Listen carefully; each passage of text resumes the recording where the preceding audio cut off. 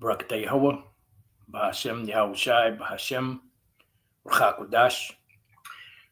Welcome to another live lesson. The name of this one is The Old Wine Bottle is Coming Apart at the Seams.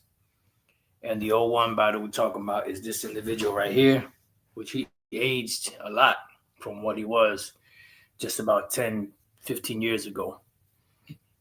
And pretty much, this guy's leaking wine all over the place. He's an old wine bottle. We don't know if he got a bag or if he's just bugged out or what the case may be. But, it's something about anytime you speak about Esau, that it be Jake mainly that comes to these devils, rescue or try to anyway. It's crazy. It's crazy how that works. Like the main man that oppressed you, Jake wants to ride the hardest for them. Well, in that scripture that we're going to go into in the book of Second Esdras, the scripture in question, that was a rundown that the Lord gave to the angel to give to Ezra to write down, concerning these times and concerning pretty much to give us the two main characters in biblical usage, to let us know that the Lord is going to be ushering in the end of the world, through, a particular individual. And the two people that we're talking about is Jacob and Esau. So pretty much before the world was even created, Jacob and Esau were already set up and established to play this role.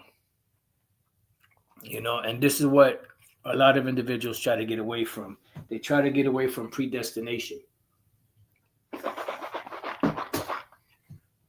Let's go to Romans chapter 9. And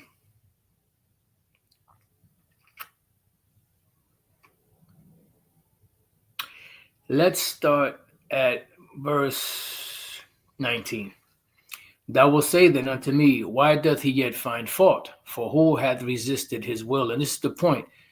The Most High's will is going to be done. Yahweh's will is going to be done, no matter what, no matter who doesn't like it, no matter who accepts it, no matter who believes it or not.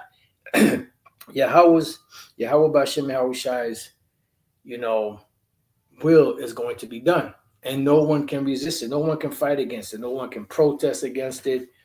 Reply. I don't give a damn how many videos you do. You're still not going to stop the prophecies of Yahweh B'Shem Yahushai. It says, nay, but O man, who art thou that repliest against the Most High? Yeah, just like this individual right here replying against the Most High with his faulty breakdown of Second Ezra, the 6th chapter. And it's sad. Shall the thing form say to him that formed it, why hast thou made me thus? So the Lord, even before the creation, had already established these two opposing forces, the forces of good against the forces of evil. Jacob, which is the forces of good, of righteousness, against Esau, the forces of wickedness and evil. All right. It says, hath not the potter power over the clay? So who's the potter? The Most High is the potter, and he has power over the clay. The clay is a representation of these two boys that are being discussed in this chapter, Jacob and Esau.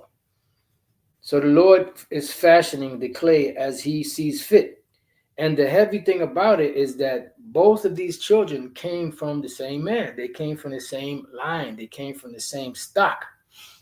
But they were set up to be different. It says, of the same lump, to make one vessel unto honor and another unto dishonor. The vessel unto honor is Jacob.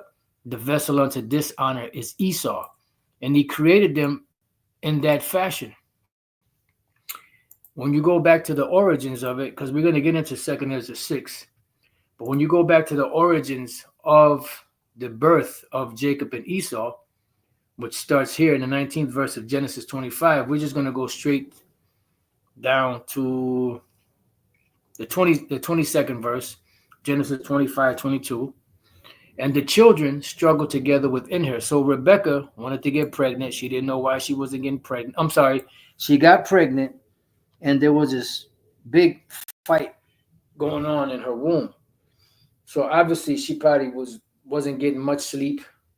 She was wondering what was going on in her stomach, why this whole rumbling going on, why she couldn't get no sleep. You know, it doesn't go into specifics, but something that was going on. I'm sorry, she was barren, but eventually she conceived. And when she conceived, this is what happened. So Salakia, it's been a while since I read the history. So Salakia for that. And the children struggled together within her. So when she got pregnant, after she went to the seer, her and Isaac went to the seer. That was the name of the prophets back then. They were inquiring to the Lord why she didn't get pregnant, and then she eventually got pregnant. But when she got pregnant, there was a great struggle that was going on, a great fight that was going on within her womb. And she said, if it be so, why am I thus? So if she got blessed to be pregnant, why is she going through this great struggle? And that great struggle in Rebecca's womb is an indication or a precursor to what would be happening between these two children that were going to be born of her, which were going to be twins, but they were not your identical twins. They were fraternal twins. They looked totally opposite from each other. And from the look of them to the mannerisms of them to just in general, just being two opposing forces. And she went to inquire of the Lord, right? Because she wanted to find out why this great struggle was going on in her womb. All right. But that great struggle, like I said, is a representation of the great struggle that would happen between these two boys that would eventually become men and would eventually become nations. And the greatest struggle that Jake, the so-called Negroes, Latinos, and Native American Indians have had is against the so-called white man, which are the Edomites, the biblical Edomites. And the Lord said unto her, 2 nations are in thy womb. So the Heavenly Father caused from this lump, Isaac's seed, to form 2 different beings, 2 different children, one to be righteous, one to be wicked. It's the same thing that happened during the time of Adam. But in the case of Adam, he had them separate. He had Cain first, and then they had Abel second. And it's funny because this is the same order that they were born, but in this time with Isaac and Rebekah, they were born as twins because Esau came out first, so he would be the firstborn, and Jacob would be the secondborn that came out after. It says, so 2 nations, 2 separate nations, and 2 manner of people shall be separated from thy bowels. So there's going to be a separation in these 2 children, and they're going to be different from each other. This is why they look different. This is why they acted different. And this is why they were fighting in Rebecca's womb, because they were totally different one from the other. And that's been the same thing going on year after year after year. Decade after decade, century after century. It hasn't changed. That great hatred between Jacob and Esau has always been there, and it will always be there, because that's how the Most High said it so. And the one people shall be stronger than the other people. You see, Jake, so-called Negroes, Latinos, Native American Indians, are stronger physically, spiritually, and in all manners, whether it's creativity or whatever the case may be. The Israelite man is way stronger and way superior to the so-called white man, the Edomites. Now, when I say that, I'm not talking about all so-called white people, because you have some so-called white-looking people that are Israelites. You have some so-called white-looking people that could be so-called East Indian, so-called Chinese, so-called Japanese, so-called African, or whatever the case may be, or so-called Arab, depending on who their father is. So you do have Israelites out there that look like Edomite, and that's why they are able to perform like Jake does, because they are Jakes that just have a different look to them. All right, it says, and the elder shall serve the younger, and the elder, which is Esau, did serve the younger, and eventually will serve the younger again, the elder being Esau, the younger being Jacob. All right. So going back to Romans 9, so the Lord created one vessel unto honor and another vessel unto dishonor. Romans 9:22, this is the point. What if the Most High willing to show his wrath and to make his power known?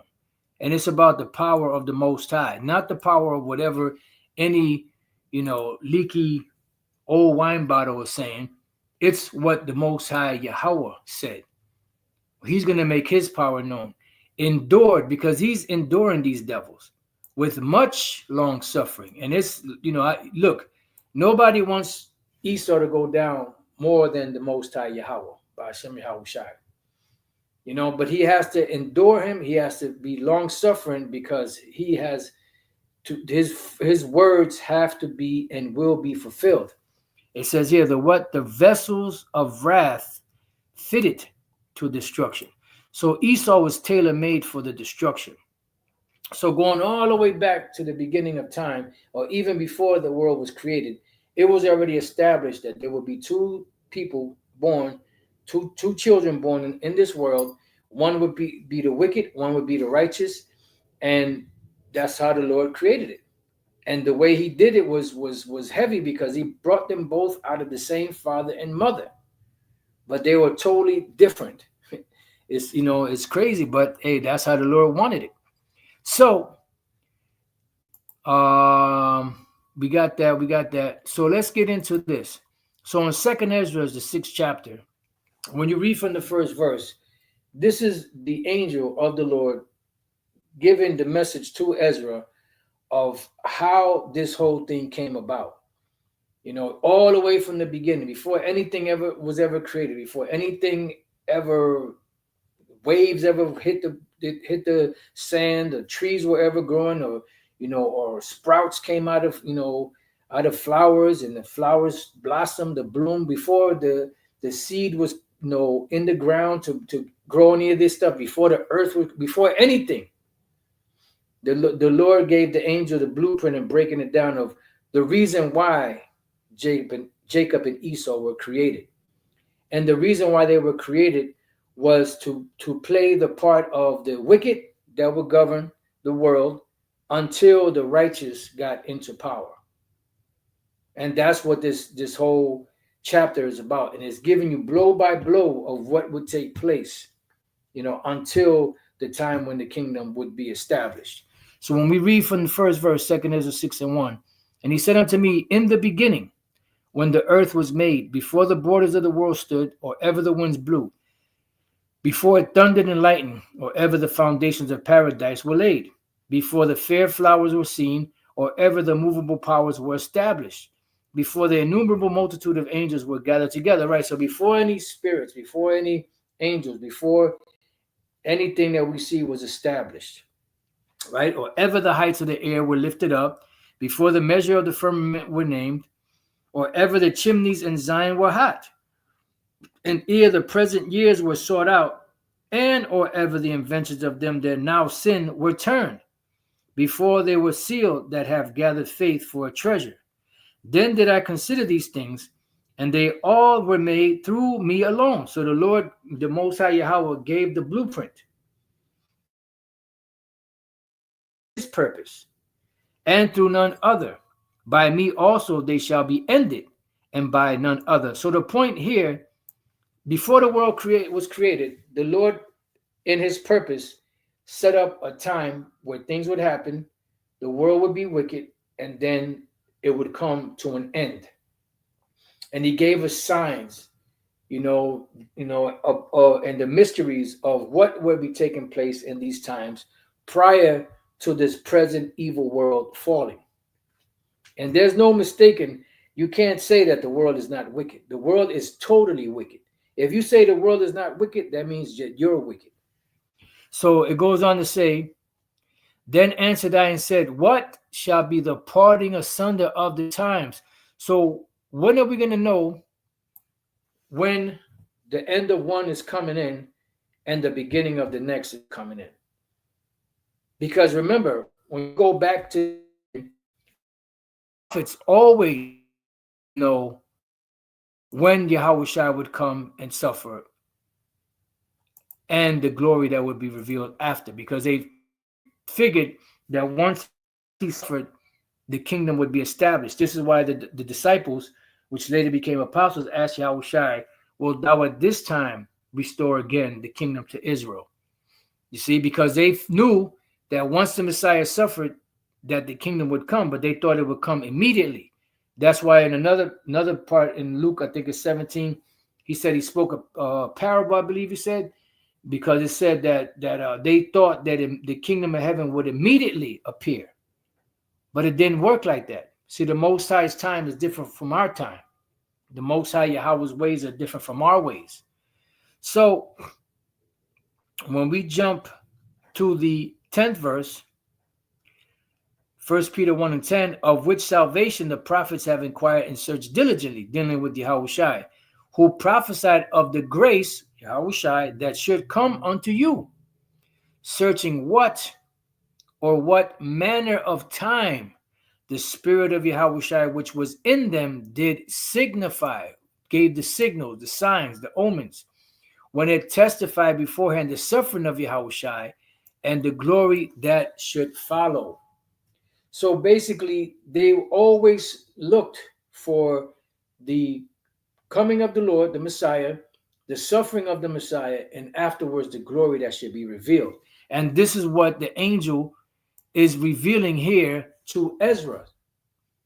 So the angel goes on to say in 2 Ezra 6 and 7, then answered I and said, what shall be the parting asunder of the time? So how do we know? It's the same thing that the disciples asked Yahushua, what shall be the sign of thy coming and of the end of the world? And all these signs are there. They were written, etched, in the scriptures. And we see all of these signs playing out perfectly throughout the earth. But yet you still have these old seamless or broken seam old wine bottles leaking everywhere, trying to continuously trying to change the doctrine that was taught and handed to the Israelites through a man by the name of Elder Abba Bivens, going back to the 60s and even before that. And these individuals would have never known nothing about Israel unless the what they call the One West Israelites would have been out here teaching this word. You would have never known about this. You would have never talked about Israel. You would have been talking about Jesus and Christ or Buddha or Allah, or whatever the case you might have been talking about. You wouldn't have been talking about Israel until the true Israelites came out and started teaching the word. Now everybody got something to say about it. Now everybody is an expert in the scriptures. And this guy, I'm listening to him yesterday. I'm like, man, this guy is really truly bugged out. I'm like, damn. Like he's saying stuff. He's not proving anything. And he's just like talking. And even though the Apostle was like, you ain't break nothing down. You ain't saying it. Who's the beast? Who's this? This guy doesn't know what the fuck he's talking about. He should just shut the hell up and sit back and learn all over again. He needs to go back to the drawing board because he doesn't know what the hell he's talking about. So going back to 2 Ezra 6 and 7, then answered I and said, what shall be the parting asunder of the times, or when shall be the end of the first and the beginning of it that followeth? Because what follows is what? The kingdom of Jacob, which is the kingdom of Yahushua.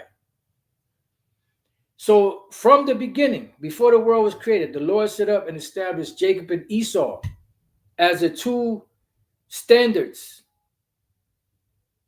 and the two, for lack of better words, pillars of time that would be established to signify the end of one world and the beginning of the next one to come.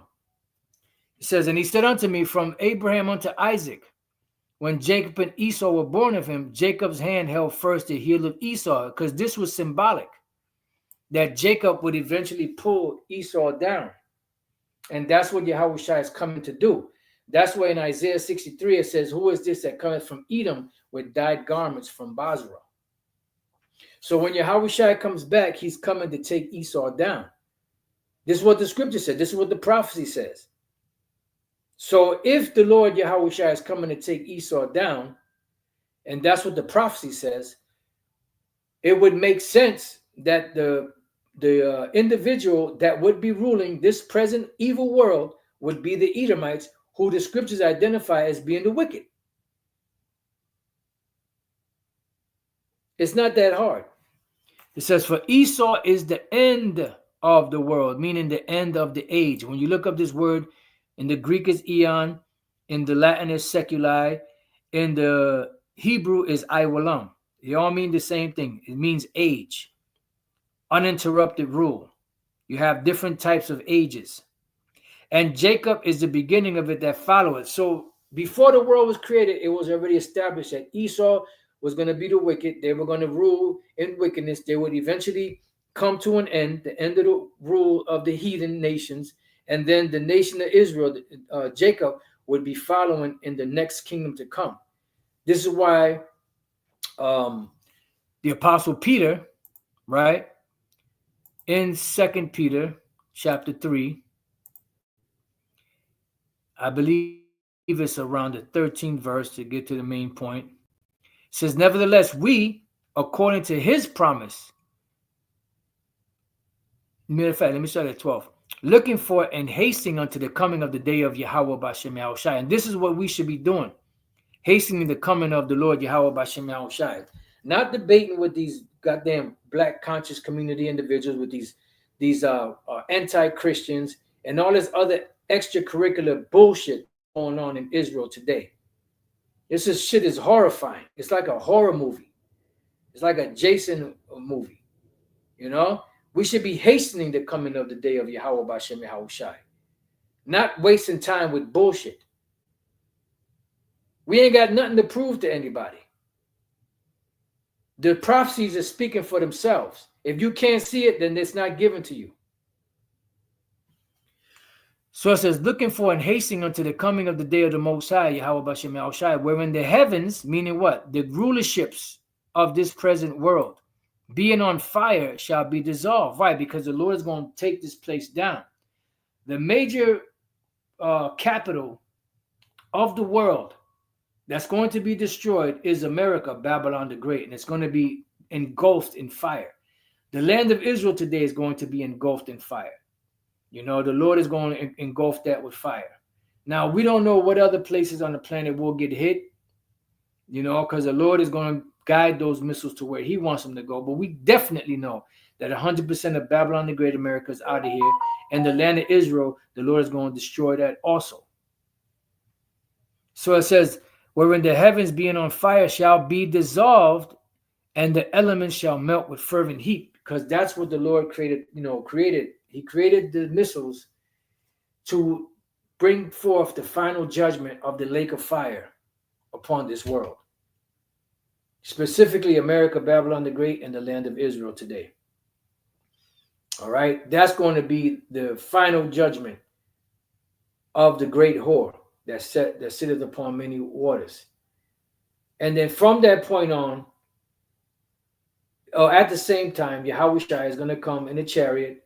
The angels are going to come with him, and they're going to make easy work of the militaries of the world.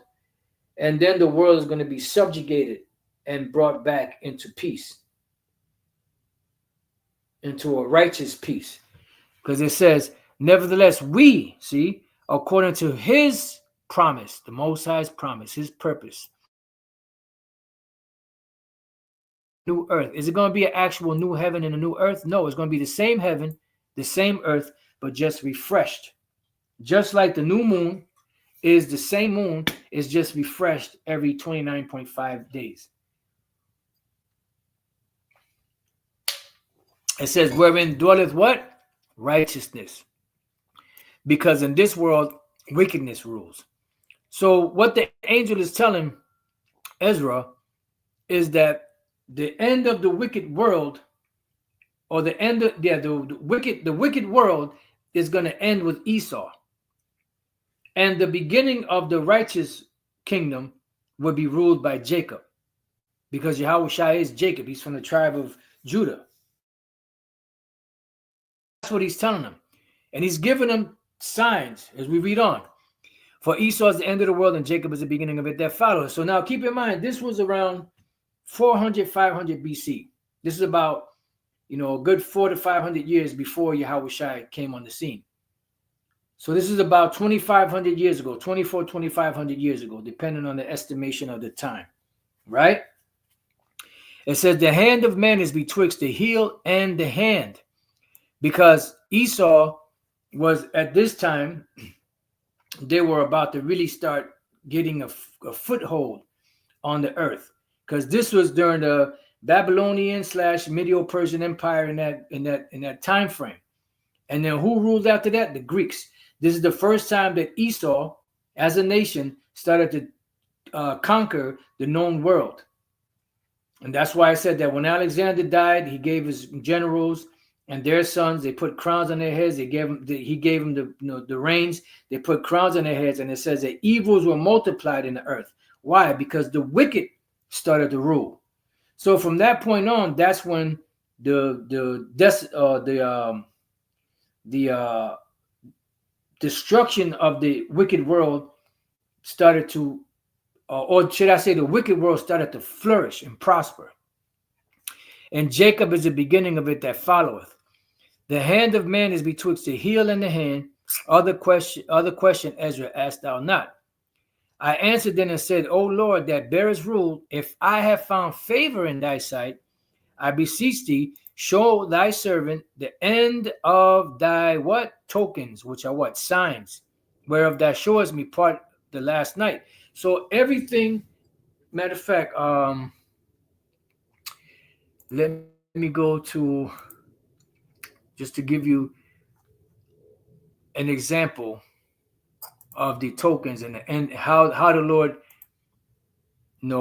reveals his prophecies, reveals, his ways, so to speak, for lack of better words. 2 Esdras 91. He answered me then and said, measure thou the time diligently in itself, and when thou seest part of the signs past. What signs? The signs that the Lord spoke about that would happen, these omens, these signs that would happen to let us know that the end of the world was being ushered in. And the end of the world is speaking about the end of Esau's world. And when thou seest part of the signs past, which I have told thee before, prophecy, to say before, then shalt thou well understand that it is the very same time wherein the highest will begin to visit the world that he made. Why? Because he gave this world to the nations. Esau has control of it now. And there's going to come a point in a day, which we're seeing right now, where he's going to visit and inquire of what's going on. What did y'all do with the world that I gave you? And that's where we see the signs and these different omens and different things that are happening on the earth. So I'm going to leave it there. That's the main point. You can read more. It's a lot in here. Matter of fact, you know what? I'll read the 6th verse. Even so the times also of the highest have plain beginnings in wonder and powerful works, and ending in effects and signs. So this is what the angel is telling Ezra here in 2 Esdras 6. This is verse 12 now. I beseech thee, show thy servant the end of thy tokens, whereof thou showest me part of the last night. So he answered and said unto me, stand up upon thy feet and hear a mighty sounding voice, and it shall be as it were a great motion. But the place wherein thou standest shall not be moved. And therefore, when it speaketh, be not afraid, for the word is of the end, and the foundation of the earth is understood. All right, so you are going to get a great mystery that is not revealed to everybody. You're going to get to know the mystery of the times and what's going to happen. So don't worry about it. Don't get nervous, because it's of the end. Remember, he showed Moses and he showed King Solomon the middle of times, the beginning of times, middle of times, and the end. You see? And it's the same thing he's telling Ezra. Don't get nervous. This is going to, when it speaks, it's speaking about the end. And why? Because the speech of these things trembleth and is moved, because there's going to be great, terrible judgments coming upon this earth. A time of trouble such as never was since there was a world, even to that same time. And at that time, that people shall be saved, the ones that are found written in the book, which are what? The elect of the nation of Israel. For it knoweth that the end of these things must be what? Changed. So this has to be changed. This world that we live in today, this wicked world, has to be changed. If this world doesn't go down, then Yahweh's kingdom can't come up. And the kingdom was already promised to Yahushua. So he's coming to claim his throne. And it happened that when I had heard it, I stood up upon my feet and hearkened, and behold, there was a voice that spake, and the sound of it was like the sound of many waters. And it said, behold, the days come that I will begin to draw nigh and to visit them that dwell upon the earth. And we're seeing it through the earthquakes, through the wars, through the famines, the uproars of the people, and everything else that we see, so-called natural disasters and all of that. You know, these different famines and, you know, economic woes and the different birth pains of the earth. And will begin to make inquisition of them, what they be that have hurt unjustly with their unrighteousness, you know, dealing with your technology and the wicked ways, that the wicked things that you've done. And when the affliction of Zion shall be fulfilled. And this is the same thing that's said in the book of Isaiah, the 34th chapter, around the 8th, where it speaks about the Lord's going to pretty much deal with Esau for the controversy of Zion. That's why he's bringing this destruction, because you hurt the apple of the Most High's eye, and he's coming, you know, to get it, you know, to get vengeance on your ass. It says, so this is the token. And when the world that shall begin to vanish away, when you know that the world is at the end, this main token right here, I'm gonna give you this main token. When you see this, you know that the world is almost over. It says, and when the world that shall begin to vanish away shall be finished, meaning when it's done, when Esau's rulership and his time is up, then will I show these tokens. These are the signs that you're going to see when the end of the world is here, when you know that you're close. When you see these things, know that it's close. Remember what Yahushua said, even at the door. The books shall be opened. So what are the books? The books are the Bible. They're going to be open, and the truth is going to flourish. It's going to speak. The mysteries are going to be unveiled. You're going to see things that you have never seen before. You're going to have the understanding and the explanation of these great mysteries and prophecies that have been locked up for ages. Be revealed. And how is it going to be revealed? It's going to be revealed from the book through the prophets, right? And they're going to be open before the firmament. Now, what is the firmament? The firmament is the ozone layer. What you have out there is what? Satellite dishes that Esau has launched up there. And what was the purpose of those satellite dishes? To send signals from the satellites on the earth to those, to be able to broadcast signals all throughout the earth, so that you can watch these different videos, so that you can see all this different information going out. And that's what we're seeing now. Because as the Lord told Daniel, seal up the book even to the time of the end. Many shall run to and fro, and knowledge shall be increased. So when the knowledge became increased, so did the mysteries of the scriptures, the understanding, the breakdown through the true prophets. And that's what you see going on throughout the four corners of the earth, through the vehicle of the internet. So the Lord said, when you see these things, this is because this world is about to vanish. And who's in rulership right now? The so-called white man, which is their biblical nationality, are the Edomites. And they would be the last rulers on the planet prior to Yahushua coming back and taking them down and setting up his kingdom. And they shall what? See all together. And that's why you're able to see. You can be in China. You could be in Australia. You can be in Finland. You can be in Greenland. You could be in South America, in Africa, in Canada, in the Pacific Islands. You could be in the Caribbeans. Wherever you're at on the planet, if you have access to the internet, guess what? You can see all of these videos. You can have one video that plays in one remote location, let's say in America, and the whole world, if they are tuned into that channel, could see that video broadcasted worldwide. And that's what we're seeing right now. The books are being opened. The prophecies are speaking. The mysteries are unveiled. Why? Because we're at the time of the end. So that's what the angel was showing Ezra in this chapter. It says, and the children of a year old shall speak with their voices. We see that happening. The women with child shall bring forth untimely children of 3 or 4 months old, and they shall live. That's preemies, and be raised up. They have the technology to do that today. You know, back in, you know, in other times, you didn't have, if a baby was prematurely born, you know, if the Lord wanted it to live, it would have lived. But they didn't have the technology back then to keep the baby alive like they have today. It says, and suddenly shall the sown places appear unsown. Are we not seeing that? Farmers, going bankrupt or their flock, I mean, they're not their flock, their crops are not doing that well. You're seeing shortages at the grocery store more than ever. You know, more and more, you know, these, you know, box and canned stuff, you know, is out there. You know, produce, you know, is starting to lack. You know, because the prophecies are speaking. These are signs that the Lord is going to come back.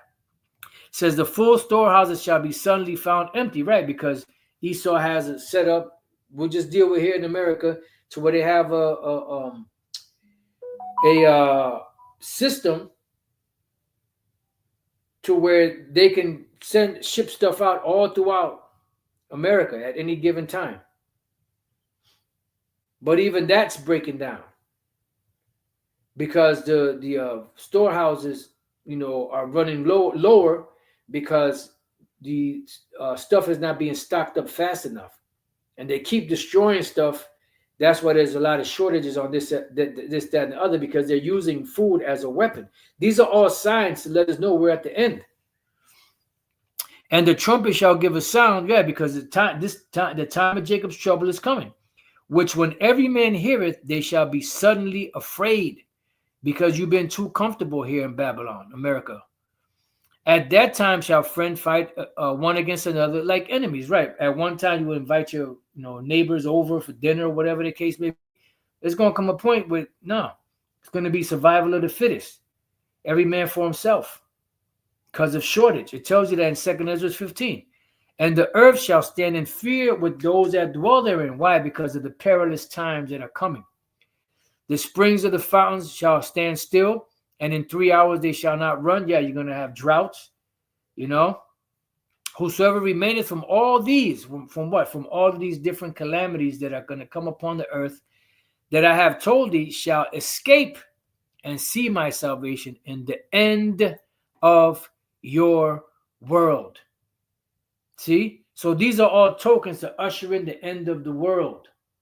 It ain't talking about no bullshit that this guy's talking about, the divided. I was like, I got a headache trying to understand what the fuck he was saying. And this guy speaks like he got a bunch of fucking marbles in his mouth. And then on top of that, he makes no goddamn sense. So it's just like, it was hard to hear that. I was like, what the fuck is this guy talking about?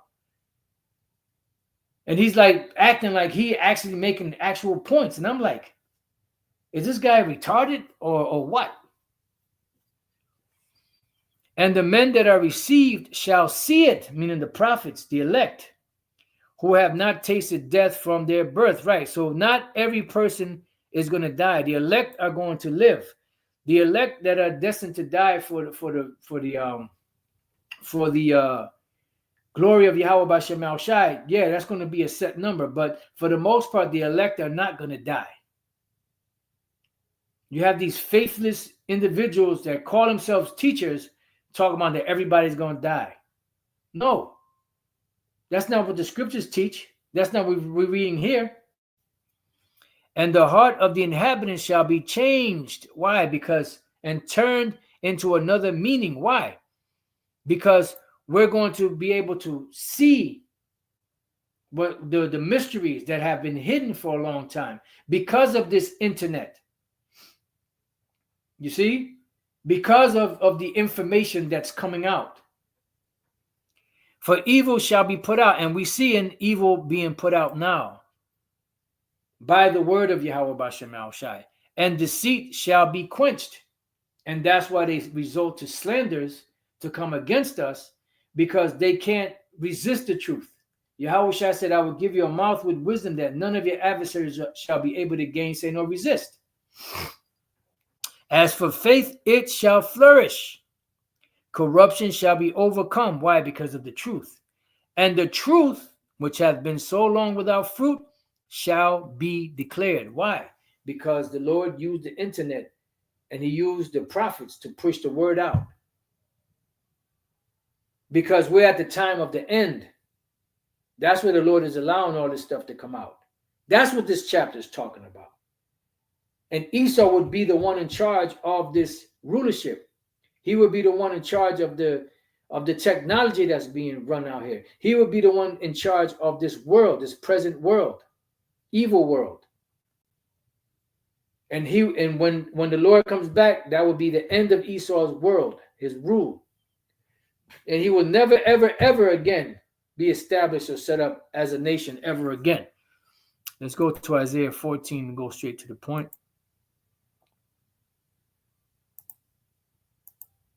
I mean, I could just imagine what's on the comment board. I haven't even looked at it. Sometimes you have these nuts, mixed nuts.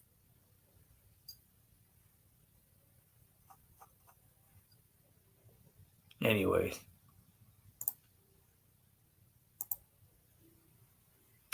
All right, so let's go to Isaiah 14. And I'm going to start here at this 18. All the kings of the nations, even all of them, lie in glory, every one in his own house. Yeah, because in the kingdom of heaven, after the nations serve their captivity, they're going to be good. They're still going to be tributary, but they're going to have a little bit more freedom, so to speak. But they're still going to have to follow the laws. If they don't, they're going to get jacked up. You know, but Esau is going to be totally done away with. But thou, Edomites, Esau, Babylonian, modern day Babylonians, are cast out of thy grave like an abominable branch. And as the raiment of those that are slain, thrust through with a sword that go down to the stones of the pit, as a carcass trodden under foot. Yeah, under feet. And that's where you're going. You're going to be as a carcass trodden under feet. You're going to be burnt up. That's the only solution for you. Because you were created to be the wicked, and you're not going to stop until the Lord puts a stop to you. Thou shalt not be joined with them in burial, because thou hast destroyed thy land and slain thy people. The seed of evildoers shall never be renowned, because Esau is the end of the world, and Jacob is the beginning of it that followeth. Prepare slaughter for his children, for the iniquity of their fathers, that they do not rise, nor possess the land, nor fill the face of the world with cities, because you're going to be totally destroyed. Everybody. There ain't going to be no Edomites, 5 Edomites that escape into a cave, and then after the smoke clears, they're going to rebuild and reestablish the nation again. Hell no. No way. For I will rise against them, saith the Lord Yahweh Bashem El Shai of hosts, and cut off from Babylon the what? The name and remnant and son and nephew, saith Yahweh Bashem El Shai. So no more of you Edomites ever again after you serve your slavery, your captivity. You'll never, ever come back up ever again. Now, we don't know what the Lord's going to do with your spirit. You know, if he's going to have you come down in the body of the other nations, we don't know what's going to happen. You know, we can only speculate, but the Lord knows. And that's right now at this point, that's not important. What's important is for this world, this wicked ass world to go down, and for the righteous kingdom to be established once again. It says, I will also make it a possession for the bitter, and right, that's dealing with America, and pools of water, and I will sweep it with the besom of destruction. That's that wall of fire from the nuclear missiles. Save Yahweh Bashem Yahushua of hosts, and also from the lasers from the chariots. You know? So going back to 2 Ezra 6 and 29, and when he talked with me, behold, I looked by little and little upon him before whom I stood, and these words said he unto me, I am come to show thee the time of the night to come, Esau's night. If thou wilt pray yet more and fast 7 days again, I shall tell thee greater things by day than I have said.